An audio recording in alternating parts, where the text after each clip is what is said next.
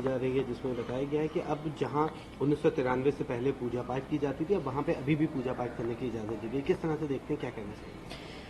सबसे पहली बात तो हिंदू समाज जो है न्यायालय पर पूरा विश्वास करता है और यह जीत मुझे लगता है पूरे समाज के लिए एक बहुत बड़ी जीत है।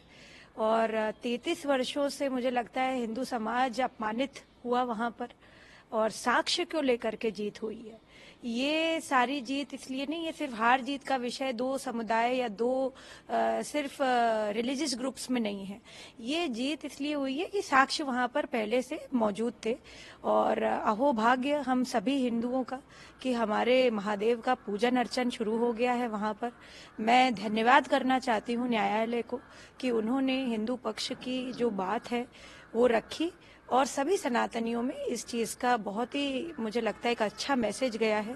साथ ही में पूरे देश का और पूरे विश्व का फिर से जो उच्च कोटि की प्रक्रिया है, न्यायालय की प्रक्रिया है यहाँ भारत की, उस पर फिर से मुझे लगता है गर्व महसूस हो रहा है। जी। जिस तरह से 500 वर्षों का समय लगा अयोध्या में प्रभु श्री राम का भव्य मंदिर निर्माण हुआ, क्या लगता है कितना समय लगेगा और कैसे हद तक चीजें रहेंगी, कितना बेहतर? देखिए, मैं समझती हूँ कि प्रभु राम जी का जो मंदिर है वो अब बन गया है, हम सबके बीच में है और हम सभी ने इसका 22 तारीख को बहुत ही खूबसूरत जो है मुझे लगता है कि प्राण प्रतिष्ठा का कार्यक्रम देखा। जो लोग वहाँ मौजूद थे, मैं भी वहाँ मौजूद थी, मुझे अच्छा लगा। आदरणीय प्रधानमंत्री जी के अगुवाई में ये कार्यक्रम हुआ और मैं समझती हूँ देश का हर व्यक्ति जो अच्छा कृत्य जिन्होंने भी किया है उनको वहां पर जो है बुलाया गया था।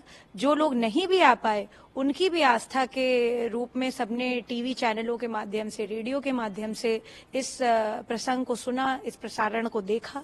तो मैं समझती हूँ कि हम लोगों की प्रतीक्षा एक तरह से राम जन्मभूमि को लेकर के अच्छे उसमें फलित हुई और सभी के इष्ट राम जिनके भी हैं और सभी का मैं समझती हूँ भारत का आदर्श और चरित्र भी है राम, तो सभी के आंखों में उस दिन अश्रु थे, हर व्यक्ति के आंखों में जो राम से प्रेरित है और जो राम से सिंचित है उसके मन में उस प्रकार की करुणा थी जैसे सच में भगवान में एक छोटे बच्चे की मूर्ति दिखाई दे रही थी सभी को।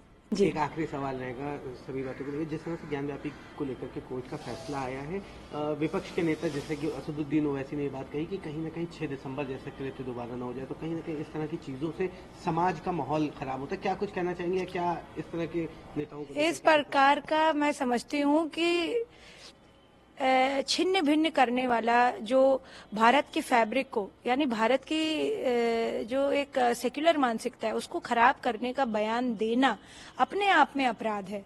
और मैं समझती हूँ कि यह लड़ाई जो थी दोनों पक्षकार थे और दोनों पक्षकार के जो तथ्य थे जो ऑलरेडी वहां पर सबूत पेश किए गए उनके आधार पर न्यायालय ने एक बहुत अच्छा उदाहरण प्रस्तुत किया और एक बहुत अच्छा जजमेंट दिया है, तो उसको उस आधार पर लेना चाहिए। ये मैं बार बार कह रही हूँ, ये साक्ष्यों के आधार पर लड़ाई थी और अगर वहां पर मंदिर था जो कि हिंदू पक्षकार कह रहे थे कि वहां पर मंदिर है तो उसकी पूजा अर्चन उसी प्रकार से होनी चाहिए जैसे अन्य मंदिरों में होती है। तो इसमें तो कोई गलत बात नहीं है कि भाई अपने अधिकार के लिए और जो वहां पे पहले से व्यवस्थित है उसकी पूजा करने के लिए उस देश में ही लोगों को प्रताड़ित किया जाए। तो मैं समझती हूँ कि एक तरह से ये सालों का जो अपमान था हिंदू समाज का वो न्यायालय ने बंद किया, परंतु इसमें किसी और पक्ष का अपमान नहीं किया। ये साक्ष्यों के आधार पर लड़ाई थी।